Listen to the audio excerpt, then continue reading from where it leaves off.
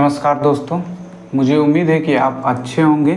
जो आज का हमारा जो टॉपिक रहने वाला है वो हम बात करेंगे। अभी एक साल के बाद जो है वो बिहार में चुनाव होने वाले हैं, तो वहाँ की कुछ प्रमुख पार्टियाँ हैं जैसे कि आरजेडी, बीजेपी और जदयू।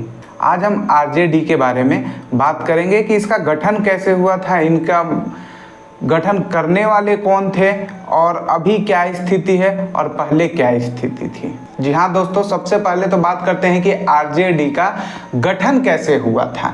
उस पर हम बात करेंगे कि आरजेडी का गठन जो है वो 5 जुलाई 1997 को हुआ था। बिहार की इस पार्टी की जो स्थापना थी वो दिल्ली में हुई थी।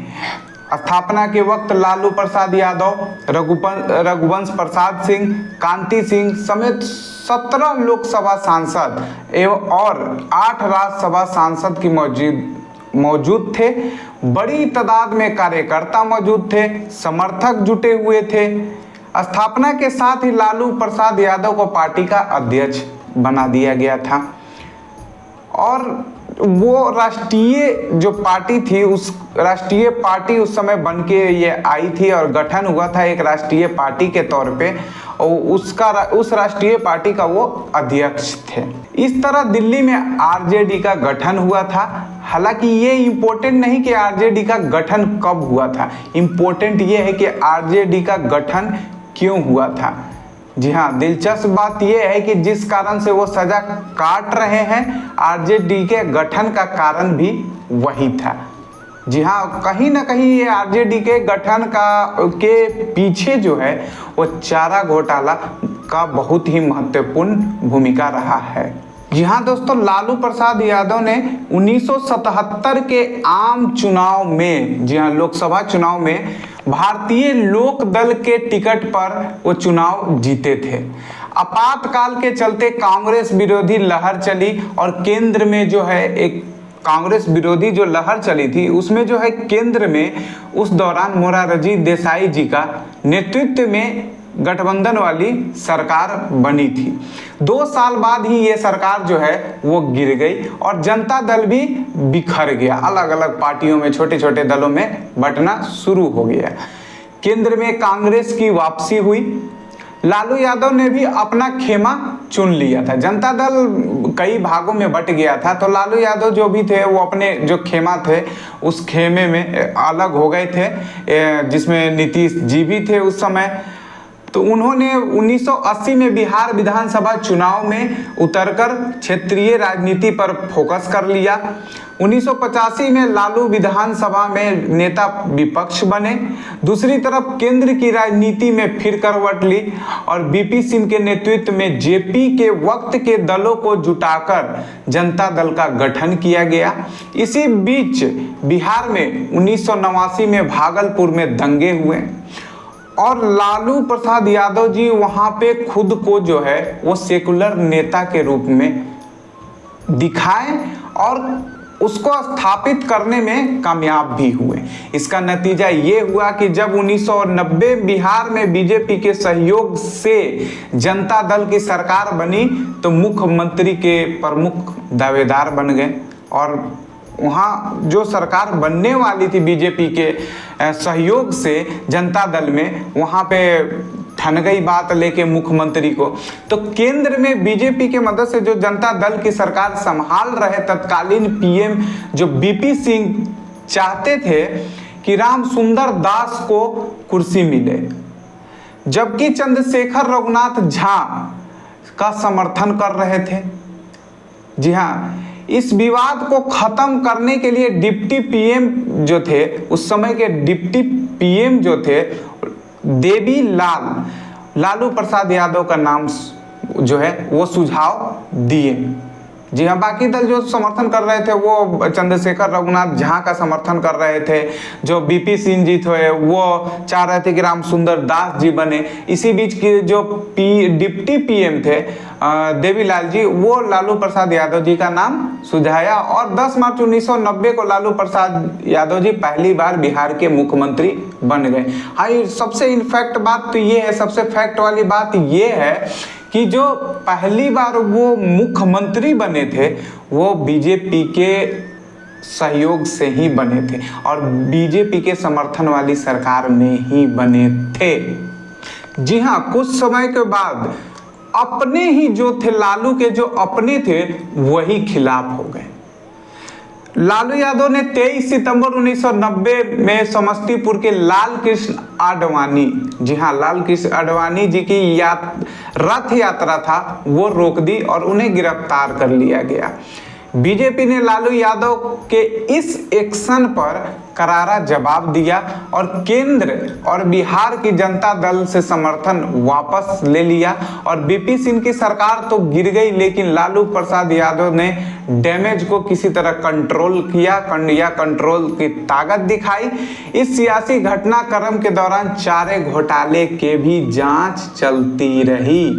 तो आगे जाकर जो कि लालू प्रसाद यादव जी पे काफ़ी भारी पड़ गई, चारा घोटाला बहुत ज़्यादा लालू प्रसाद यादव जी को पूरे राजनीति करियर में नुकसान पहुंचाया। 1995 के विधानसभा चुनाव में भी जनता दल को जीत मिली, लालू प्रसाद यादव मुख्यमंत्री बने।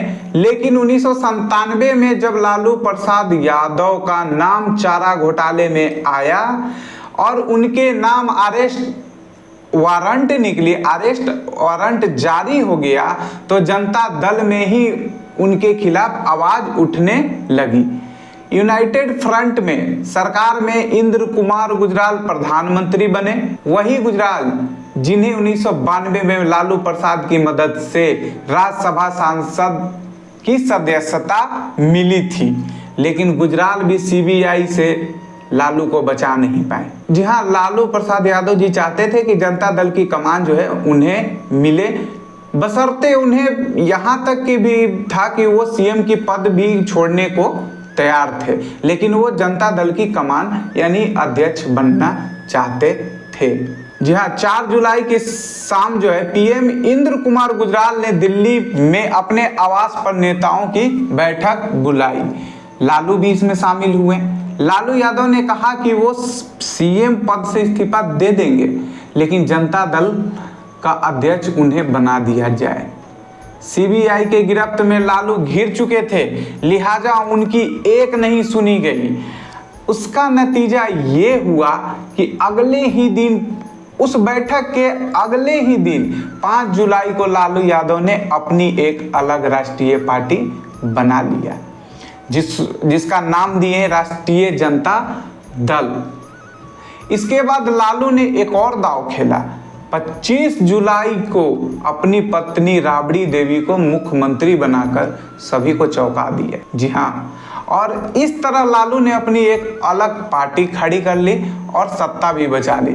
तो कुल मिला के पार्टी खड़ा करने के पीछे अगर इतिहास देखा जाए या राज देखा जाए तो चारा घोटाला कहीं ना कहीं इसका सबसे बड़ा कारण है। जी हाँ, लालू यादव ने अपने दम पर 1997 में जिस आरजेडी को खड़ा किया था, अगले ही विधानसभा चुनाव में उस पार्टी ने कमाल कर दिया। उस वक्त झारखंड बिहार का हिस्सा था, वहां 324 विधानसभा सीट हुआ करती थी। 2000 के विधानसभा चुनाव में, जी हाँ, जो 2000 के बिहार विधानसभा चुनाव में आरजेडी ने 324 में से 124 सीटें जो थी वो जीत दर्ज की, जबकि बीजेपी 67, कांग्रेस 23, जेडीयू 21 और समता पार्टी 34 सीटों पर ही सिमट गई। आरजेडी के पास बहुमत नहीं था, तो ऐसे में थोड़ी सियासी उथल पुथल भी देखने को मिली। केंद्र में अटल बिहारी वाजपेयी की नेतृत्व वाली एनडीए सरकार थी। बिहार में नीतीश को बीजेपी के समर्थन से सरकार बनाए तथा छोटे दल भी उनसे मिल गए और नीतीश कुमार को सीएम बनाया गया, लेकिन विधानसभा में बहुमत साबित नहीं कर पाए और 7 दिन के बाद ही उनको सीएम पद से इस्तीफा देना पड़ा या सरकार गिर गई। लालू यादव ने जबरदस्त मैनेजमेंट का सत्ता अपने हाथ में ली और 2005 तक 5 साल तक फिर राबड़ी देवी मुख्यमंत्री रही।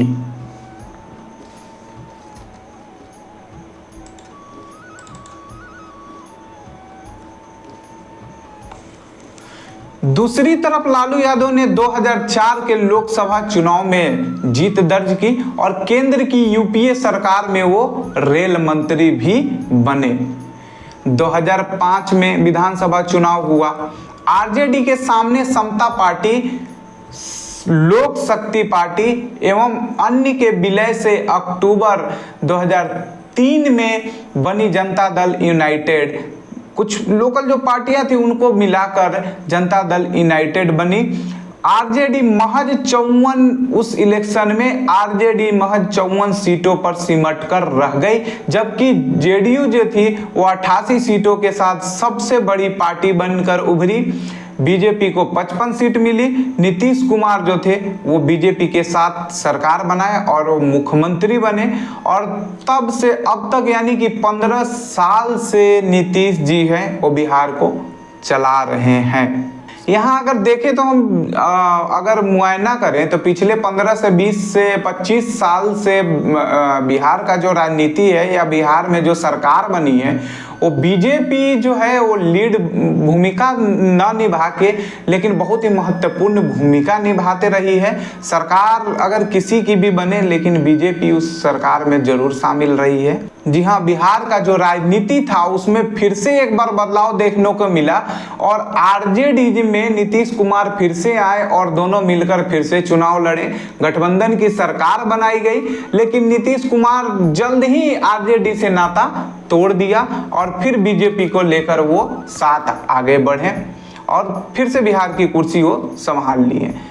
अब जबकि लालू प्रसाद यादव का स्वास्थ्य नहीं ठीक रह रहा है, ऐसे में उनके जो बेटे हैं तेजस्वी यादव और तेज प्रताप यादव वो अपने आरजेडी पार्टी का कमान संभाल रखे हैं और कामकाज देख रहे हैं और बिहार की राजनीति में बहुत ही ज़बरदस्त तरीके से राजनीति कर रहे हैं। और एक कह सकते तेजस्वी यादव जी जो कि आपने बहुत ही एक कह सकते हैं कि लालू यादव जी का छवि उनमें दिखता है। हाल ही फिलहाल में जब नीतीश जी उनसे अलग हुए थे तो एक उनका स्टेटमेंट आया था बिहार विधानसभा के अंदर में, वो सुनने लायक था और काफ़ी एक मजे हुए नेता के तौर पे बयान देते हैं और मजे हुए नेता की तरह वो राजनीति कर रहे हैं। और मुझे लगता है कि बिहार में उनको जिस तरह उनके पिताजी का रोल था वही रोल यहाँ वो निभाते नज़र आगे आएंगे। जी हाँ, उनके बेटे तेजस्वी और तेज प्रताप यादव जी नीतीश कुमार और बीजेपी के संयुक्त सत्ता को हमेशा जो है वो चुनौती लगातार भागों में देते आए हैं। आज भी वो जो आलम यह है कि आज भी वो सबसे बड़ी पार्टी है। जी हाँ, लालू 1997 की तरह फिर से चारा घोटाले के साये में रहकर अपनी पार्टी को खड़ा करने और की भरपूर कोशिश कर रहे हैं, जबकि उनके छोटे बेटे तेजस्वी यादव पूरी तरह से पार्टी का कामकाज देख रहे हैं। लालू के बड़े बेटे भी अपनी पार्टी के साथ आगे बढ़ रहे हैं। यहाँ पे हम तेजस्वी यादव जी के बारे में भी थोड़ा सा चर्चा करेंगे। लालू प्रसाद यादव के बेटे तेजस्वी यादव बिहार के उप मुख्यमंत्री रह चुके हैं। अभी वह बिहार विधानसभा में के विपक्ष में बैठते हैं। तेजस्वी को बार बार उनकी पढ़ाई के लिए ट्रोल किया जाता है। जी हाँ, कोई 9वीं फेल कहता है तो कोई कुछ लेके, लेकिन वो इस बात को जरा भी परवाह न करके अपनी राजनीति जीवन को चमकाने में लगे हुए हैं तथा पार्टी को लेकर बहुत ही दृढ़ निश्चय से आगे बढ़ रहे हैं और कामयाबी भी दिला रहे हैं। इसी बीच तेजस्वी यादव के बारे में पढ़ाई के बारे में कुछ सवाल किया गया था। इसके जवाब में तेजस्वी ने अपने क्रिकेटर होने की बात याद दिलाई थी। उन्होंने बताया था कि भारतीय टीम के दिग्गज बल्लेबाज विराट कोहली भी उनके कप्तानी में खेल चुके हैं। जी हाँ, वो एक बहुत बड़े क्रिकेटर, बड़े तो नहीं लेकिन अपने जो पीछे की लाइफ थी उनकी उसमें वो क्रिकेट खेलते थे। आईपीएल में भी वो चुने गए थे लेकिन मैच वो नहीं खेल पाए थे, वो अलग बात है। लेकिन लिगामेंट में उनका फ्रैक्चर होने के कारण क्रिकेट से संन्यास लिए और राजनीति जीवन में आए और आज आरजेडी पार्टी की कमान उनके हाथ में है। अब देखना है कि अगले साल बिहार विधानसभा चुनाव में क्या रणनीति उनकी रहती है और कितना वो पार्टी को आगे ले जाते हैं, और आगे की जो चुनाव है वो तय करेगा, बिहार की जनता तय करेगा। आज के लिए इतना ही, धन्यवाद।